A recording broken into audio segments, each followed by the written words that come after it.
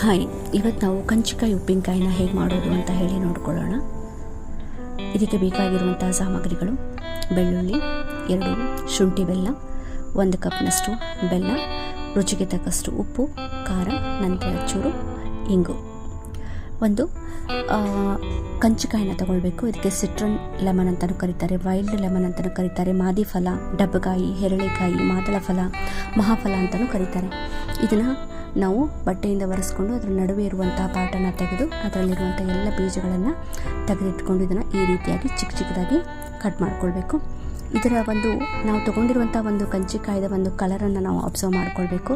ಯಾಕಂದರೆ ಇದನ್ನು ನಾವು ಸ್ಟೀಮ್ ಮಾಡಿದಾಗ ಇದರ ಕಲರ್ ಫೇಡ್ ಆಗುತ್ತೆ. ಅದನ್ನು ಅಬ್ಸರ್ವ್ ಮಾಡ್ಕೊಳ್ಬೇಕಾಗಿರೋದು ಮೇನ್ ಇಂಪಾರ್ಟೆಂಟ್ ವರ್ಕ್ ನಮ್ಮದು. ಈ ರೀತಿಯಾಗಿ ಚಿಕ್ಕ ಚಿಕ್ಕದಾಗಿ ನಾವೆಲ್ಲವನ್ನು ಕಟ್ ಮಾಡಿಕೊಂಡು ಇದನ್ನು ನಾನು ತೂತಿರುವಂತಹ ಪ್ಲೇಟಿಗೆ ಟ್ರಾನ್ಸ್ಫರ್ ಮಾಡ್ಕೊಳ್ತಾ ಇದ್ದೀನಿ.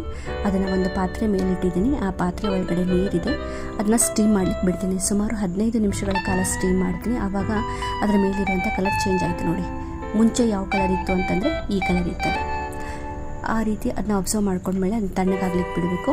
ಇದಕ್ಕೆ ಎಣ್ಣೆನ ಮತ್ತು ನಾನಿಲ್ಲಿ ಸಾಸಿವೆ ಹಾಕ್ಕೊಂಡಿದ್ದೀನಿ. ಅದಕ್ಕೆ ನಾನು ಇಲ್ಲಿ ಬೆಳ್ಳುಳ್ಳಿನ ಸ್ವಲ್ಪ ಜಜ್ಜಿ ಅದನ್ನು ಬೆಳ್ಳುಳ್ಳಿನ ಹಾಕ್ಕೊಂಡು ಇದಕ್ಕೆ ಬೆಲ್ಲ ಹಾಕ್ಕೊಂಡು ಅದನ್ನ ಕರಗಿಸ್ಕೊಳ್ಬೇಕು. ಈ ಬೆಲ್ಲ ಸ್ವಲ್ಪ ಸಾಫ್ಟ್ ಆದಮೇಲೆ ಶುಂಠಿ ಬೆಲ್ಲ ಹಾಕ್ಕೊಳ್ತಾ ಇದ್ದೀನಿ. ಶುಂಠಿ ಬೆಲ್ಲ ತುಂಬ ಸಾಫ್ಟಾಗಿರುತ್ತೆ, ಹೀಗಾಗಿ ಅದು ಬೇಗ ಮೆಲ್ಟ್ ಆಗುತ್ತೆ. ಅದು ಪೂರ್ತಿಯಾಗಿ ಮೆಲ್ಟ್ ಆದ ನಂತರ ನೋಡಿ, ಈ ರೀತಿ ಮೆಲ್ಟ್ ಆದ ನಂತರ ನಾನು ಅದಕ್ಕೆ ಸ್ಟೀಮ್ ಮಾಡ್ಕೊಂಡಿರೋಂಥ ಕಂಚಿಕಾಯಿನ ನಾನು ಅದಕ್ಕೆ ಟ್ರಾನ್ಸ್ಫರ್ ಮಾಡಿಕೊಂಡು ಅದನ್ನು ಚೆನ್ನಾಗಿ ಮಿಕ್ಸ್ ಮಾಡ್ತೀನಿ. ಮಿಕ್ಸ್ ಮಾಡಿದಾಗ ಕಂಚಿಕಾಯಿನಲ್ಲಿರುವಂತಹ ನೀರಿನ ಅಂಶ ಮತ್ತು ಬೆಲ್ಲ ಎರಡೂ ಸೇರಿಕೊಂಡು ಅದು ಸ್ವಲ್ಪ ಬೆಲ್ಲ ಏನಾಗುತ್ತೆ, ಪಾಕ ತೆಳುವಾಗುತ್ತೆ ನೋಡಿ, ಈ ರೀತಿಯಾಗಿ ಕಾಣಿಸುತ್ತೆ.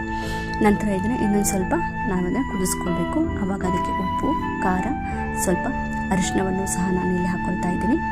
ಅದನ್ನು ಚೆನ್ನಾಗಿ ಕುದಿಸ್ಬೇಕು. ಪೂರ್ತಿಯಾಗಿ ಅದರಲ್ಲಿರುವಂತಹ ನೀರಿನ ಅಂಶ ಆಗಿರ್ಬೋದು ಹೋಗಬೇಕು. ಅದು ಕನ್ಸಿಸ್ಟೆನ್ಸಿ ಅದರದ್ದು ದಪ್ಪ ಆಗಬೇಕು.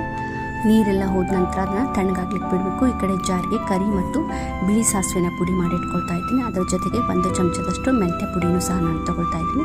ಅದನ್ನು ಅದಕ್ಕೆ ಚೆನ್ನಾಗಿ ಮಿಕ್ಸ್ ಮಾಡ್ಕೊಳ್ಬೇಕು. ಉಪ್ಪಿನಕಾಯಿ ಯಾವ ರೀತಿ ಹಾಕ್ತೀವಲ್ಲ ಅದೇ ರೀತಿಯಾಗಿ ಹಾಕಿ ನಾವು ಈ ರೀತಿಯಾಗಿ ಮಿಕ್ಸ್ ಮಾಡ್ಕೋಬೇಕು. ಮಿಕ್ಸ್ ಮಾಡ್ಕೊಂಡು ಈ ರೀತಿಯಾಗಿ ಅದು ಕಾಣಿಸುತ್ತೆ. ಇನ್ನು ಇದನ್ನು ಟ್ರಾನ್ಸ್ಫರ್ ಮಾಡ್ಕೊಳ್ಬೇಕು ಯಾವುದೋ ಪಾತ್ರೆಗೆ ಅಂತಂದರೆ ಆ ಪಾತ್ರೆಯಲ್ಲಿ ಯಾವುದೇ ಕಾರಣಕ್ಕೂ ನೀರು ಇರಬಾರ್ದು. ಈ ರೀತಿಯಾಗಿ ಗಾಜಿನ ಪಾತ್ರೆಗೆ ಹಾಕ್ಕೊಂಡು ನಾವು ಅದನ್ನು ಪೂರ್ತಿಯಾಗಿ 1 ವರ್ಷಗಳ ಕಾಲ ಇರ್ಬೋದು. ಇದು ಪಿತ್ತಶಮನವಾಗಿರೋದ್ರಿಂದ ಇದನ್ನು ನಾವು ಸೇವಿಸೋದ್ರಿಂದ ಆರೋಗ್ಯಕ್ಕೆ ಒಳ್ಳೆಯದು. ಬಾಣಂತಿಯರಿಗೂ ಸಹ ಈ ಕಂಚಿಕಾಯಿ ಉಪ್ಪಿನಕಾಯಿ ತುಂಬ ಒಳ್ಳೆಯದು. See you in next video.